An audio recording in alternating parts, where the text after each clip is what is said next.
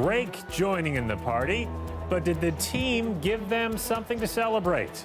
Plus, significant flooding on the Toronto Islands tonight. The sandbags proving no match for today's strong winds and high waves. And a hometown welcome for the star of the latest Disney live-action remake. We'll take you to the Aladdin premiere. Now, will those be the only cheers in Toronto tonight? Good evening, I'm Mike Wise. What a roller coaster this Raptors game is in the final few seconds. We want to go straight now to our Greg Ross, who is live watching the final seconds of the games at Jurassic Park. Greg, what's happening there? Mike, this place is about to erupt. The Raptors now with a 6-point lead with just 11.8 seconds to go. Now a 7-point lead. And you're going to see these fans go crazy when that final buzzer goes. Milwaukee just scored. It's now a 5-point game, but we are just seconds away from mayhem here in Jurassic Park. How incredible has this been for you guys to watch this game on the road? This has been an amazing ride. There's been so many ups and downs during this game, and I cannot believe we are about maybe 6 seconds away from literally taking this at home on Saturday. You know, it is incredible, and he's right. This has been an up and down game, Mike, but a very good road game for the Raptors. While they've trailed for most of the game, they kept it close, and in the fourth quarter, they were able to take the lead, and they're hoping that it's a lead they can hold for good with just 6.6 seconds to go. The Raptors now leading by 6 with Norm Powell at the foul line. I mean, this is maybe one of the biggest moments in Toronto sports history right now. I'm not going to lie, hands down, it's probably one of the biggest nights here in Toronto, and I'm just happy to be a part of it. The crowd's wild, the game's intense, and we're going to pull off the win here. And you can hear the crowd is cheering because the clock has just ticked to 0, and the Raptors have won. I'm watching Drake on the stage over here. He is celebrating.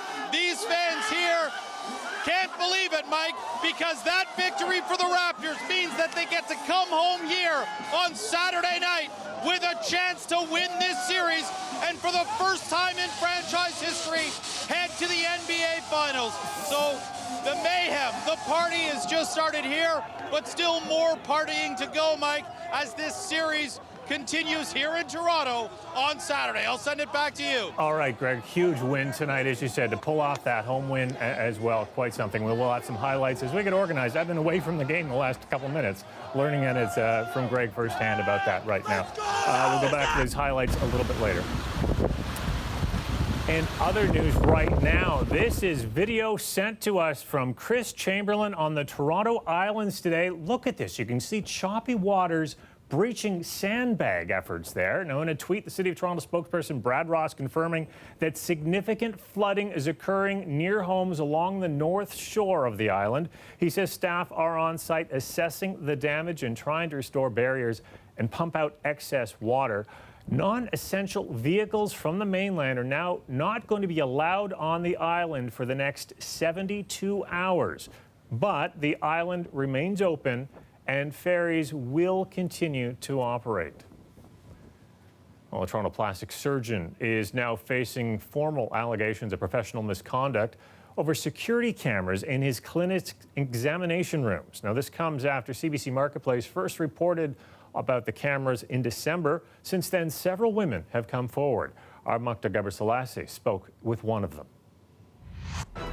I felt pretty violated and very, very angry. We'll call her Grace. Interested in getting breast implants, she says she went to see Dr. Martin Eugenberg at his Toronto clinic last year for a consultation. Then she saw the CBC story about security cameras in his examination room. How would you feel if you went to a new doctor? You put your trust in them because they're a doctor.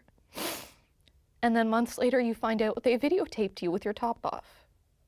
How would you feel?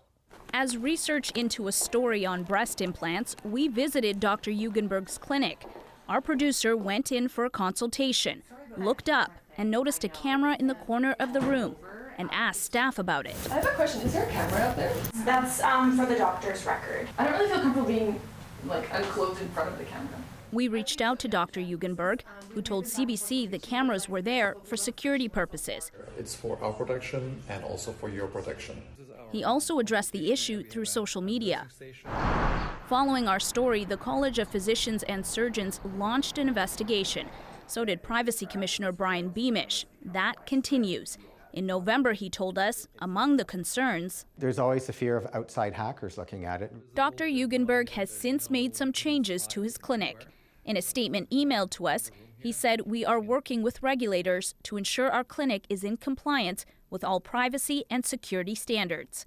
In the interim, we ensured signage is clearly visible regarding the use of security cameras and removed any security cameras from treatment and consultation rooms." The college has since made formal allegations of misconduct related to the cameras. The hearing is scheduled for July. Meanwhile, Grace says now every time she's at a doctor's office, she's checking for cameras. But now, because of my experience, that's something I'm always going to be looking out for.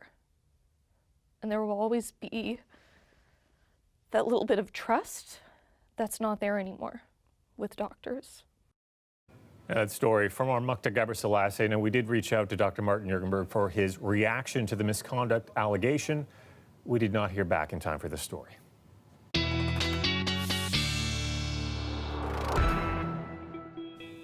Colette is here with a first look at the forecast, and just like that, it feels like summer has arrived. I know, the temperature just absolutely jumped. We had a couple of hours there where we saw the huge jumps in terms of, at one point it was 21, next thing you know it's 24, 25, and hey, by the time we got up there, we were over 26 degrees. Gorgeous day. Southwesterly winds helped to push that temperature up, a little bit humid even. And what's happening is the northwesterly winds are now cooling things down behind the cold front. But we do have a nice day ahead for Friday because we'll have quite a bit of sunshine, just not as warm as today. Thunderstorm risk into Saturday and some rain showers, but they'll kind of bookend the day in some regard. And then we'll end the weekend on a high note with sunshine coming back at us. Now, overnight tonight, there could be a little bit of cloud cover in the early morning period, but then we're seeing that clearing trend. So mostly sunny, as I said, into Friday. But as we go towards Friday night into Saturday, that next system approaching, I'll take you further into that a little later in the show. Overnight tonight, the low 12. Tomorrow's high with those northwesterly winds, Mike, 20 degrees. Looking great. Thanks, Colette. You're welcome.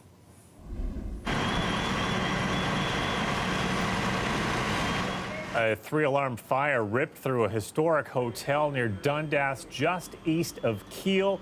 There was no one in the building now, but it once housed the Peacock Hotel. Fire broke out around 3 a.m., forcing many nearby residents out of their homes in the middle of the night.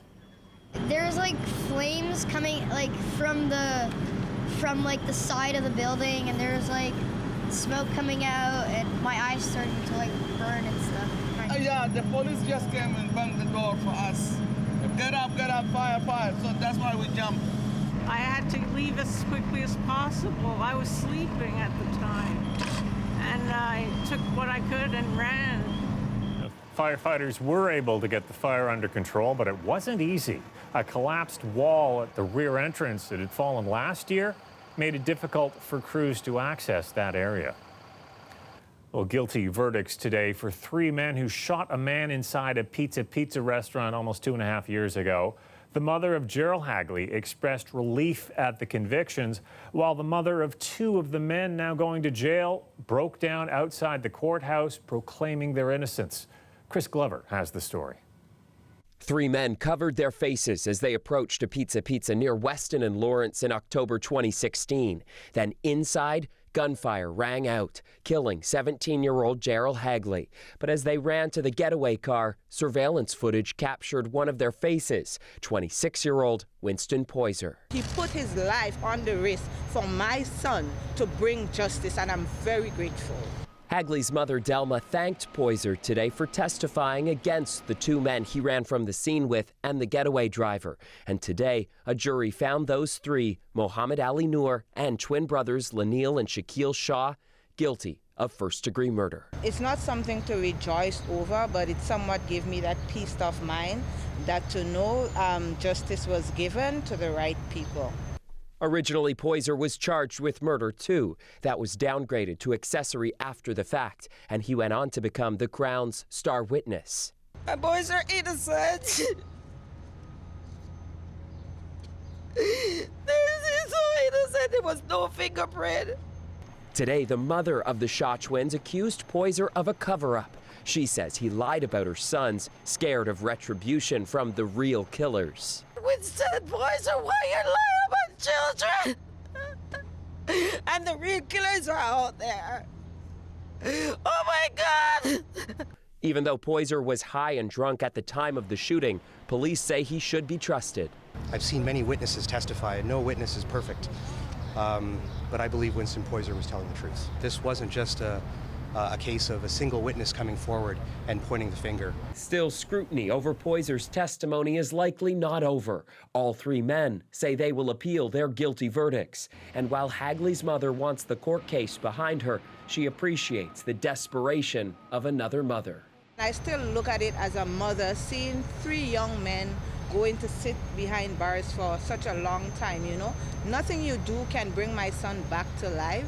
A stunning ability to look past her own pain, to see the 3 other lives lost to a lifelong prison sentence. Chris Glover, CBC News, Toronto. From off limits to a space everyone can enjoy, I'm Talia Ricci, and coming up, I'll tell you about an idea city planners have to create a new park over an open subway trench between Eglinton and Davisville stations.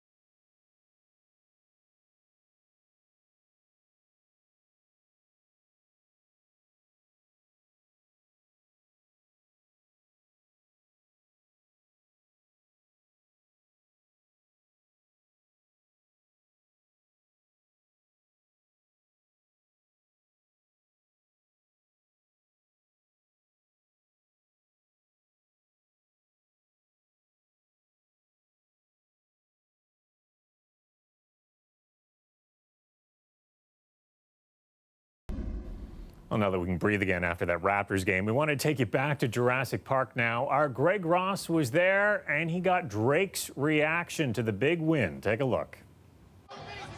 Look at this. Don't talk to me, talk to these people. It's about these people right here. It's about these people, it's about the city. Hey, listen, we have the best player, we have the best fans in the whole NBA, in the whole world. Look around you. Look at this. We created this. This didn't exist before we were here. Look around at the square, I promise you right now. We did this. Doesn't matter what anybody says. They could say it's disrespectful, they could say it's this and that and that. Everybody's within the rules. Everybody's doing their thing. All we are is proud and passionate. We are like a college sports team. The Toronto Raptors are a college sports team, I promise you. I love Toronto, I love this team, and we're going to the NBA Finals. Let's go! Just one of many incredibly happy basketball fans tonight. Well, Toronto's sports fields are in a bit of a sorry shape, and it's all because of this spring's heavy rain. Many leagues and clubs have actually said they've had to cancel hundreds of games in the last month, and they worry there could be more cancellations to come. Natalie Nanowski has the details. This Pee Wee baseball game's off to a good start. After last week's, it got rained out at about 3 o'clock. Many of the city's baseball leagues say they've been up against the weather this year. It's very hard to find fields nowadays, especially ones that are in good enough condition to play on. That's because even when the skies are clear, the ground has absorbed so much rain, It sounds like, squeezing a wet marshmallow. Rolston Miller manages hundreds of soccer and baseball teams for Sport and Social Club. So far, this month to date, we put in over 1,200 hours fielding emails, phone calls, rescheduling games, trying to get people active where we can. Sure, Riverdale Park looks pristine, but it's one of 20 the city has deemed unsafe to play in. It has to completely dry before players can run in the outfield. When you're dealing with natural grass facilities and fields, it's one game, even one bad period of 15 minutes that can not just wreck a field for a week, it could wreck it for the whole season. So this is why the city has to baby these facilities so much. The city has about 550 baseball diamonds and fields, but it only posts closures for about a fifth of them. That means for the remaining majority, you're not going to know until you get there whether the field is dry enough and firm enough for you to play on. It's really annoying. It makes it hard to get off to a good start in the season because you don't get a lot of playing time. To help, the city is aerating high-use areas. Basically punching holes in the turf. It allows air and water to move more freely through. The ideal solution would be subsurface drainage. There are some fields with drainage. Newer fields are, have higher standard that we construct with. But most of our fields are older. So really, all sports teams can do is hope for warmer days and fewer clouds in the sky. Natalie Nanowski, CBC News, Toronto. Now, one part of Toronto that could use some more green space is the Yonge and Eglinton area. It has seen, of course, rapid growth because of condominiums. It's a Toronto neighborhood starved for green space. But there is a plan, though, in the works to transform a section of subway track near that in Yonge and Eglinton into some parkland. Talia Ricci has more now on the details and how likely it is to actually happen. Imagine for a moment, amidst the rattling subway trains and operating cranes, a quiet rest in the park. It's an interesting concept. Have the dollars to do it, it certainly adds to the landscape and the general feeling of the city. City planners are looking into creating a new park in Midtown by decking over the open subway trench between Eglinton and Davisville stations. If the idea passes an ongoing feasibility study, the park will be a little more than half a kilometer long. Residents craving more greenery in their scenery are on board. It's always nicer to look at a parkland than a train track, so I think it's a great idea. It sounds great anyway, in theory. A lot of people have dogs, and they need the place to walk with their dogs. Some planners say this could help solve one of Midtown's biggest problems, a lack of park space. The Yonge Eglinton neighborhood currently has less than half a football field per 1,000 people, which is the lowest in the city. We would love to see this happen from the TTC's perspective, because A, it helps us secure the tracks and secure the subway, but B, it adds an element of a linear park to a neighborhood that desperately needs it. But Robinson says this plan is still far from fruition. You won't be seeing a report coming to Planning and Housing Committee, which I happen to sit on, or City Council in the near future, simply because there's too many questions. Questions like what the province plans for the subway after announcing an impending takeover of the system late last year. So hold off on packing your picnic for a while, because things like cost and even the exact features of the park are still up in the air. Talia Ricci, CBC News, Toronto. A live look at our skyline, a city full of very happy basketball fans tonight. A beautiful day today as well. Temperatures well into the 20s. Will that last for the weekend and the big game Saturday night? Colette is back with your full forecast coming up.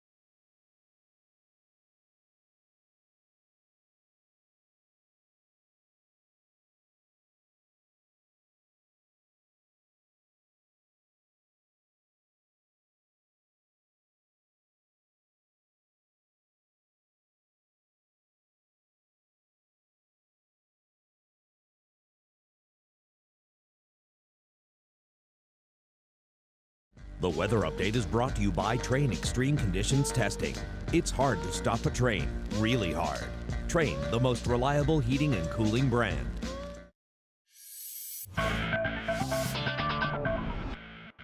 Let's look. This Game 5 between the Raptors and the Bucks did start out well for Toronto. Raptors couldn't seem to land the shots in the first. Milwaukee building up an early lead. It wasn't until the second the Raptors battled back a 7-0 run to tie the game. The crowd going crazy at Jurassic Park. Heading to the fourth, Kawhi Leonard with back-to-back threes. That would help put Toronto up by 3. The Raptors going on a 10-point run. They held on to that lead despite pressure from the Bucks. Pascal Siakam with the dunk there. The Raptors pull off an all-important road trip win, 105-99. And, of course, pull ahead in the series. Well, the Blue Jays and the Red Sox wrapping up their 4-game set this afternoon at the Rogers Center. Fourth inning, game tied. Rafael Devers sends a one-hopper to Vladimir Guerrero Jr. Still on the ground there, bounces the throw to first to get the out. But Boston would just keep piling on the runs in this game, capped off with a home run by former Jay Pierce, hitting the second deck there. Steve Pierce, rather. Boston wins this 8-2. The Jays have dropped 8 of their last 10 home games.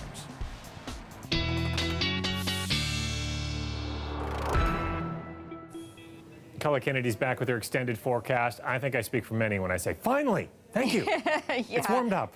I know, and then can we just keep it? No, Yeah. we've still got a bit of ebb and flow, but No. we're in much better shape, Mike, than we had been a little bit even earlier this month. So let me just show you the stats from today. In terms of our average high this time of year, just over 20 degrees, and today unofficially just over 26 degrees this afternoon. Average low, we were closer in terms of that, right around 8 degrees there. So a little bit of cloud cover into the early morning hours towards tomorrow morning. And then we'll see those breaking up very rapidly. So quite a bit of sunshine, no active weather for us on Friday. The winds, though, from the northwest, so feeling a little bit cooler, a little more temperate, especially near the lakeshore towards tomorrow. But at least it's not an easterly wind off the lake. And then we look at what happens late in the day, Friday towards Saturday. So Friday night's actually okay. Saturday morning, there'll be the first round of some showers that will go through, maybe the odd thunderstorm. But there's actually a better chance into the afternoon as we get some breaks in the precipitation. Probably see some sunshine coming through as well, and then the greater risk into the afternoon and early evening hours of seeing some isolated thunderstorms and more rains coming through. So the whole day isn't going to be wet, but you need to be prepared that it's going to come in some rounds to us. Sunday, though, things will clear out. And we're looking at dry conditions for that second half of the weekend. So kind of plan accordingly, knowing that. Overnight tonight in southwestern Ontario, we are looking at mostly clear skies, 11 degrees for the low. Now, tomorrow afternoon, the clouds will start to push back in from the southwest, working eastward. So 22 for the high there, Windsor. You'll have a little more cloud cover in the afternoon than, say, the London area. Into the GTA, lows 11 to 13 degrees. There'll be that period, a few hours where we have a little more cloud cover. Otherwise, not a lot of clouds to deal with. Tomorrow afternoon, a look at these very nice, very near normal readings that we'll be seeing on the thermometers, and a lot of sunshine, as I said, especially those afternoon hours are going to be really quite pleasant. Saturday, though, that system comes in, and again, just cautioning you, early in the day, then again later in the day, but not wet the entire day. Sunday looks pretty nice for us there, and that temperature popping back up. What I like seeing is that we're near 20 other than every day except Monday, almost there, and seeing those temperatures finally getting where we want them to be, or where they should be, Mike. Great. Good, nice stretch regardless. Thanks a lot, Colette. Yeah, you're welcome. Watch out! You done wound me up. You ain't never had a friend like me. Wow, some of Disney's biggest characters from the 90s are back on the big screen. Aladdin, Jasmine, and Genie flying onto screens tomorrow. But tonight, the GTA star of Aladdin is here for his hometown premiere. We can show you that world after the break. I didn't even think about that.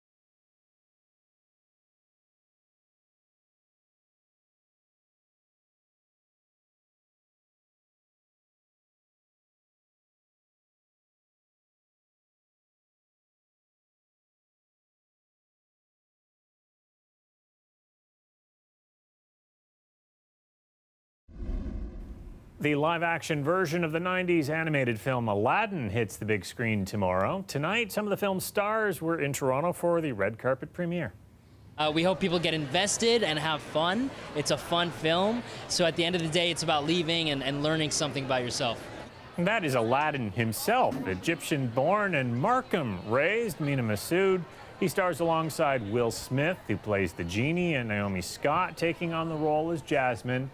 You can actually hear more from Massoud tomorrow. He'll be on Q at 10 a.m. on CBC Radio 1. And also on Radio 1 tomorrow, we'll be speaking with 2 of the 10 former Ontario health ministers who are calling on the current government to reverse their cuts to public health departments across the province. And the current minister, Christine Elliott, will also be there to respond to those criticisms. You can hear that tomorrow morning just after the 7 a.m. news. I'll see you back here tomorrow night for your 11 p.m. news. Good night.